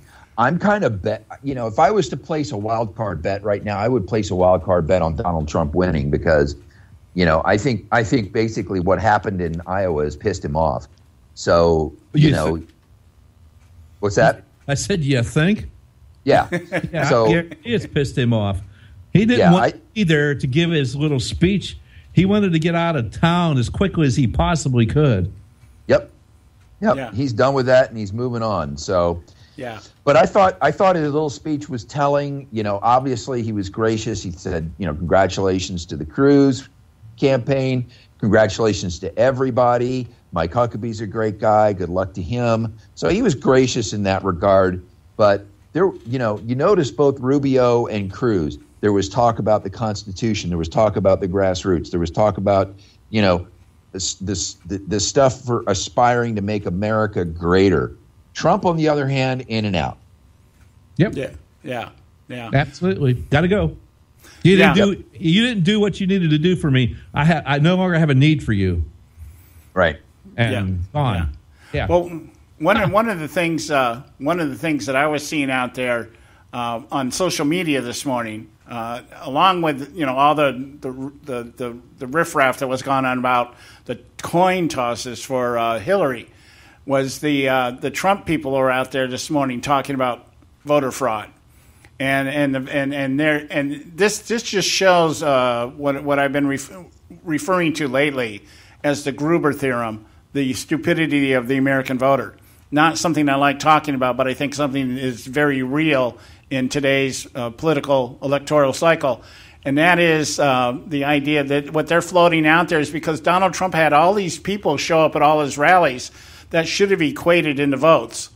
And so they're saying, like, okay, well, he had all the 250,000 people attending his rallies. Of course, most of those rallies were outside of Iowa, not in Iowa. But that point meant, they thought that meant that, you know, all these people wanted to vote for Donald Trump, and only 50,000 people showed up at the caucus for Trump. So you look at this, so 1 in 5 of the people that go to his rallies actually voted for him. And Joe was telling me, because Joe did the same thing that a lot of people were talking about. Joe went to a Trump rally because he wanted to see the show. It's like people are going to see the show, but that doesn't mean that that doesn't equate into a vote.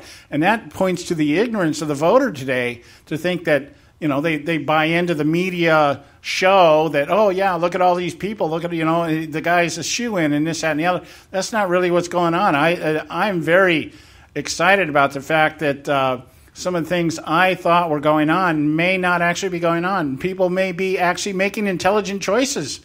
You know? Well, it's the same thing I'm suffering from with Donald Trump. It's like I love what he's brought to the whole process. He's brought, I mean, we can thank Donald Trump for the fact that immigration conversation became mainstream. We can thank Donald Trump for the fact that the Islam question became mainstream. We can thank Donald Trump you know, for the fact that he's giving people a vent for their anger, and he's encouraging people to get off the couch. There's a lot to be thankful for him about.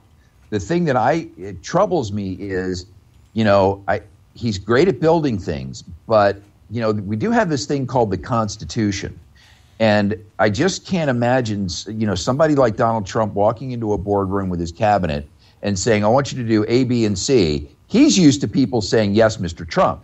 That's not what they're going to say anymore. They're going to say, well, Mr. Trump, we have this process and these rules and these laws, and then there's this thing called the Constitution. And, you know, so Donald looks at him and goes, you're fired. Yeah. I mean, this is the piece of it, Donald Trump, that does not fit within the role of president. Do I want him to build the wall? Yes. Do I think that he could get Mexico to pay for it? Absolutely I do, because, hell, he's got the media to pay for his entire campaign so far. Absolutely. Even those evil ones at Fox. That's right. Yeah. So he's mastered all that. I think he could do a lot of good for America. It's just that what you brought up was, can people walk into a voting booth and pull the trigger for him? And I think they'll show, like you did, Joe. I think they'll show up to a rally, but a percentage of those people are going to, when they walk in the voting booth, there's something there that's going to prevent them from pulling that trigger for enough people from pulling the trigger for Donald Trump. I want to give you a few seconds here, Don, if you want to plug your operation, what you do, and how can people find you. Gosh, well, I mean, the best thing for people to do, you know, national security is my first love, because, heck, if we don't have a country, we don't have any of the stuff we've been talking about. And if we lose the country because of either an internal or an existential threat, and none of this other stuff matters. So, you know, I'm involved with Act for America because I perceive the very valid threat of both political, radical, and cultural Islam throughout the world and in our country. So folks want to get more information about that, they can go to actforamerica.org. There's plenty of that. That website is so robust that you can go to the middle tab about getting involved. There's information there about pending legislation, current news, you know, all sorts of projects that Act for America is involved, whether it's the Thin Blue Line project of working with the police in your area to understanding who the Muslim Brotherhood is. It's, you know, it's all there. Okay. So, all right, my friend. Joe. Thanks so much. And thank you, John. Yeah, we'll be tuning in with you here again shortly, about a week from now, more than a week from now, every other week with Don here at the Conservative Syndicate. Thanks so much, my friend. Pleasure to be with you guys. Okay. All right, guys. It's time to shut down for today. We'll be back tomorrow, same time, 3 o'clock here on the West Coast, 6 o'clock on the East Coast, and have more for you. There's a lot to talk about here. Still some dynamics here we want to talk about. Have a good evening. God bless you. We love you. Thanks for tuning in to this edition of the Conservative Syndicate, the globally syndicated, politically incorrect talk show that seeks to tear down the imaginary wall of separation between church and state. We want to make you aware you can find and access all of our show archives at our website, theconservativesyndicate.net, as well as our broadcast stations and times. That's the conservativesyndicate.net. We so appreciate you taking time to tune in, and we so look forward to continuing to bring you the best and uncompromised talk radio available on the net today. And remember, folks, it doesn't matter how many times you get knocked down in life. It only matters how many times you get up. I'm John Matthews, signing off until next time, right here on the Conservative Syndicate. God bless you, and may God continue to bless America.